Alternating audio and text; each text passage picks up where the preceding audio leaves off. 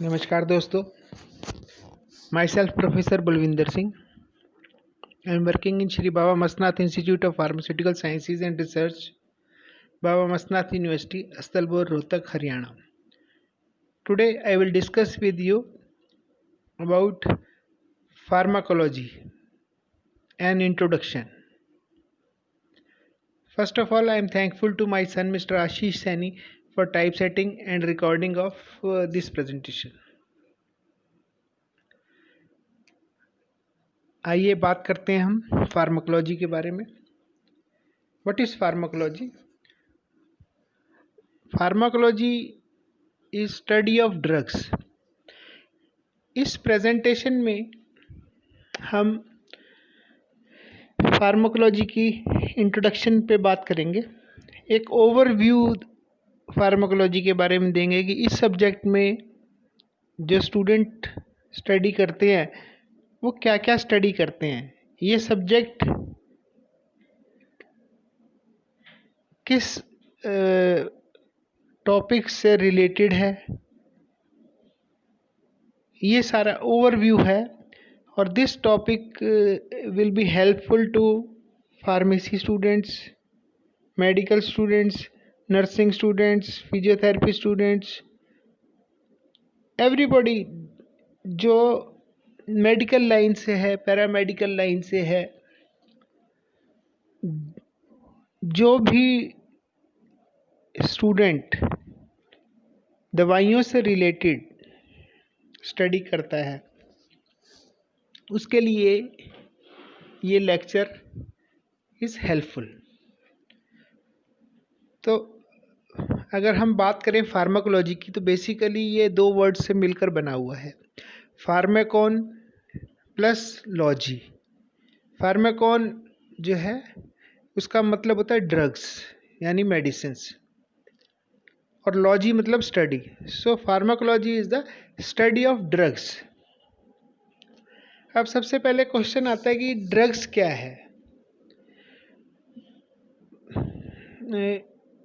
सालों पहले ड्रग्स जो है यूज़ किया गया दवाइयों के लिए.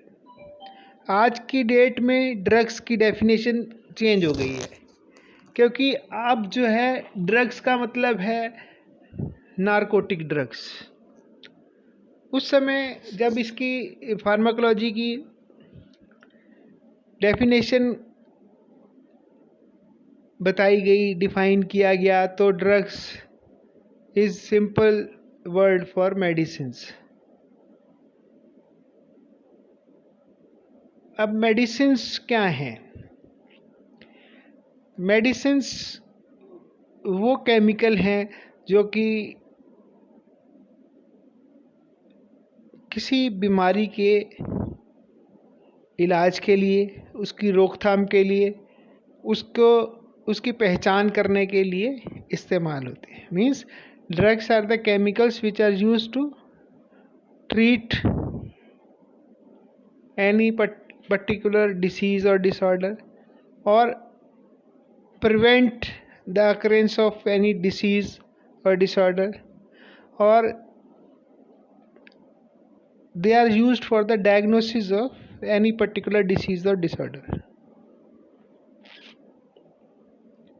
तो आइए हम देखते हैं हम फार्माकोलॉजी में क्या स्टडी करते हैं. अब ड्रग्स के बारे में हम क्या स्टडी कर सकते हैं, तो आइए देखते हैं. सबसे पहले हम कोई भी अगर दवाइयों के बारे में जानकारी लेना चाहता है तो सबसे पहले आज की डेट में जो क्यूरियोसिटी है, जो समझना चाहिए कि एवरी स्टूडेंट इज़ क्यूरियस कि ये दवाई कैसे एक्ट करती है. तो that's what is we study in pharmacology. कोई भी दवा का असर कैसे होता है, that we study in the pharmacodynamics. So we can say कि in pharmacodynamics we study the mechanism of drug, how the drug acts. हमारी बॉडी में जाके वो कहाँ किस पार्ट से कनेक्ट करती है, किस तरह से अपना एक्शन दिखाती है. तो that's what is pharmacodynamics. Next जो है वो है फार्माकोकाइनेटिक्स। फार्माकोकाइनेटिक्स, फार्माको मतलब ड्रग है, काइनेटिक्स मतलब मोशन। तो जो पेशेंट है जब वो दवाई खाता है तो उसके ड्रग एडमिनिस्ट्रेशन से लेके और बॉडी के बाहर निकलने तक की प्रोसेस इस फार्माकोकाइनेटिक्स। इसको हम शॉर्ट टर्म्स में ADME भी कहते हैं, यानी कि A स्टैंड्स फॉर एब्जॉर्प्शन, कि ड्रग कैसे एब्जॉर्ब होती है बॉडी के अंदर। D स्टैंड्स फॉर डिस्ट्रीब्यूशन, कहाँ कहाँ बॉडी में वो जाती है, कहाँ कहाँ डिस्ट्रीब्यूट होती है। M stands for metabolism, body में कहाँ मेटाबॉलिज्म होते हैं उसका ड्रग का। मोस्टली ड्रग्स जो है लीवर में मेटाबलाइज होती हैं। और कहाँ उसका एक्सक्रीशन होता है, that is the E, ADME। That's what we study in the pharmacokinetics. कोई भी ड्रग है, अब हमने टैबलेट, कोई मान लो सिर दर्द हो रहा है तो टैबलेट खाई, तो टैबलेट जाके अंदर टैबलेट की तरह असर नहीं करेगी, वो पानी में घुल जाएगी, पाउडर हो जाएगा, डिस्पर्स हो जाएगी और वो स्टोमक या इंटेस्टाइन में जाके एब्जॉर्ब होगी। उसके बाद वो ब्लड उसको लेके पूरी बॉडी में सर्कुलेट होगा। तो जहाँ पे दर्द हो रहा है, मान लो हाथ में दर्द हो रहा है, पैर में दर्द हो रहा है, सिर में दर्द हो रहा है, तो जहाँ पे भी दर्द हो रहा है वो दवाई वहाँ पहुँच के अपना असर दिखाएगी। जब वो डिस्ट्रीब्यूट हो जाएगी तो कुछ समय के बाद वो ड्रग मेटाबलाइज होगी, क्योंकि जो ड्रग जिस फॉर्म में भी एब्जॉर्ब हुई है वो उस फॉर्म में बॉडी से बाहर नहीं जा सकती। उसको सिंप्लीफाइड फॉर्म में कन्वर्ट करने की प्रोसेस को हम सिंपल टर्म्स में मेटाबॉलिज्म कह सकते हैं। Most of the drugs they are metabolised in liver या किडनी में, और उसके बाद वो ड्रग एक्सक्रीट आउट होगी।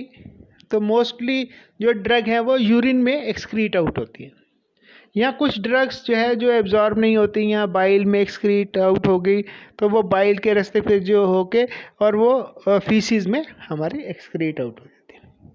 सो that's what we study in the pharmacokinetics. Pharmacology में और हम पढ़ते हैं इंडिकेशंस, कौन सी बीमारी में कौन सी हमें दवा लेनी चाहिए, ये हम फार्माकोलॉजी में पढ़ते हैं।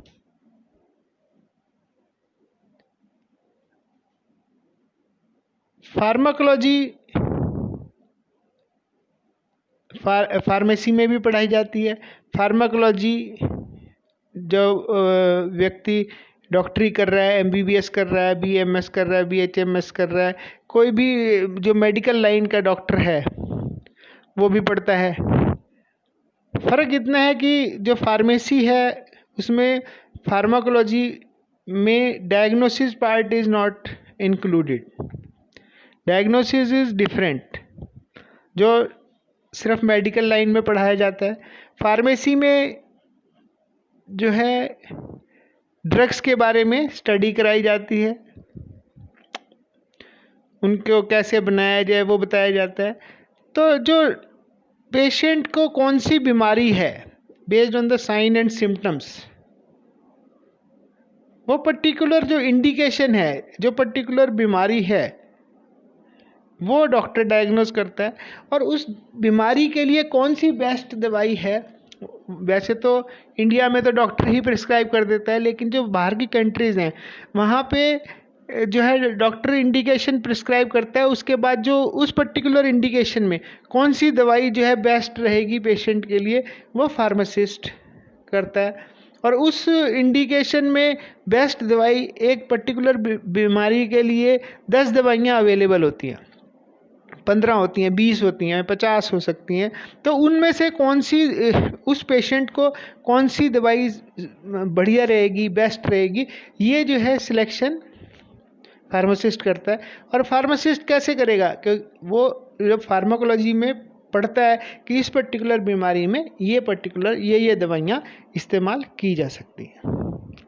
तो इंडिकेशंस के बारे में, बीमारी के बारे में, कौन सी बीमारी में कौन सी दवाई हमें लेनी है, उसके बारे में हम फार्माकोलॉजी में पढ़ते हैं। नेक्स्ट जो है एडवर्स इफेक्ट, जिनको हम साइड इफेक्ट भी कहते हैं, एडवर्स ड्रग रिएक्शन भी कहते हैं। मतलब दवा का वो इफ़ेक्ट जो कि पेशेंट को नुकसान पहुंचाता है या जो बेनिफिशियल नहीं है। एडवर्स इफ़ेक्ट, बुरा असर दवा का, कौन सी दवा से कौन सा बुरा असर होगा दवाई का, तो ये हम एडवर्स इफ़ेक्ट्स में पढ़ते हैं, ये फार्माकोलॉजी में पढ़ते हैं कि इस पर्टिकुलर दवाई का हमारे को ये एडवर्स इफ़ेक्ट हो सकता है। तो उस एडवर्स इफ़ेक्ट के लिए हम क्या कर सकते हैं, कुछ अगर उसको मिनिमाइज़ कर सकते हैं या कोई ऐसी डोसेज फॉर्म बना सकते हैं जिससे कि ये एडवर्स इफ़ेक्ट कम से कम हो। तो ये सारी चीज़ें जो है हम फार्माकोलॉजी में पढ़ते हैं।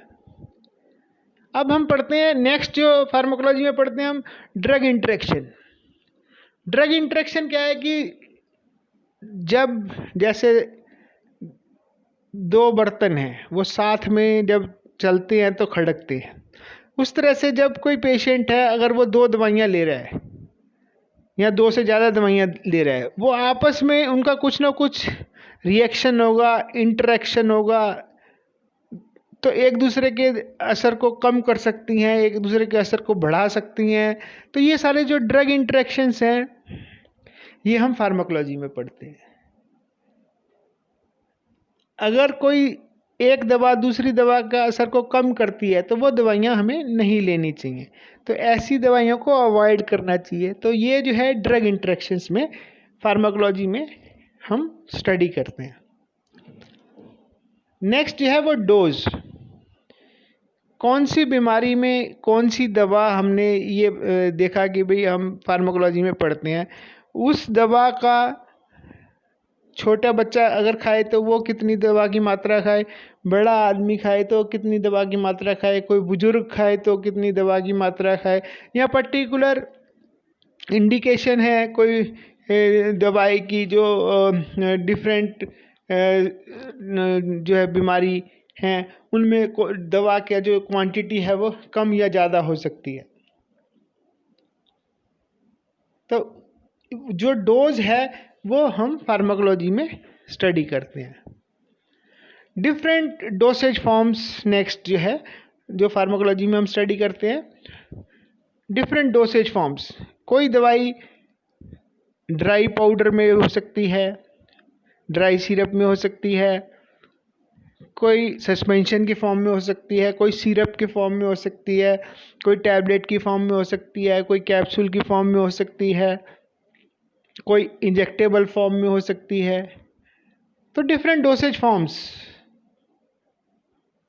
ये हम स्टडी करते हैं फार्माकोलॉजी में। देन फार्माकोजेनेटिक्स, जैसे कई बीमारियां हैं, उन बीमारियों में जो डीएनए है, हमारा जो जीन्स है, वहाँ पे कोई ना कोई डिफेक्ट है। तो जेनेटिक्स की जो स्टडी है उसमें जो हम ड्रग यूज़ कर सकते हैं जेनेटिक्स से रिलेटेड, वो फार्माकोजेनेटिक्स हम फार्माकोलॉजी में पढ़ते हैं। कई बीमारी है, जैसे कोरोना वायरस का जो है अभी आतंक चल रहा है, इसके लिए ट्रीटमेंट के लिए दवाई निकल रही है, वैक्सीन है, जो ऑलरेडी अवेलेबल ड्रग्स हैं उनमें से कौन सी ड्रग जो है हम यूज़ कर सकते हैं जो एंटीवायरल ड्रग हो। कई सारी ड्रग्स जो है, जो एंटीवायरल ड्रग्स अवेलेबल हैं, उनको यूज़ कर रहे हैं। जब तक प्रॉपर वैक्सीन नहीं आ जाती, जो वैक्सीन नई लॉन्च करनी है उसके लिए उसको लॉन्च करने से पहले ऐसी नहीं मार्केट में उतार देनी, उसको डिफरेंट स्टेजेस हैं। पहले एनिमल स्टडी करनी पड़ेगी, एनिमल्स में इफ़ेक्ट देखना पड़ेगा, अगर वो इफ़ेक्ट ठीक आता है, फिर वो एक पैनल डॉक्टर का बैठेगा, वो फिर परमिशन देगा, फिर phase 1, phase 2, phase 3 different phases हैं जिसमें से होकर नई ड्रग को गुजरना पड़ता है और उसके बाद फिर वो मार्केट में लॉन्च होती है। तो ये सारा हम फार्माकोलॉजी में पढ़ते हैं। फार्माकोलॉजी जो है बहुत ही बड़ा सब्जेक्ट है। इसको चंद शब्दों में या चंद मिनटों में बताना बहुत मुश्किल है। अगर हम इसके बारे में डिटेल में बात करें तो कई घंटे बीत जाएंगे, लेकिन जो है हम इसको पूरी तरह से फार्माकोलॉजी को एक्सप्लेन नहीं कर सकते।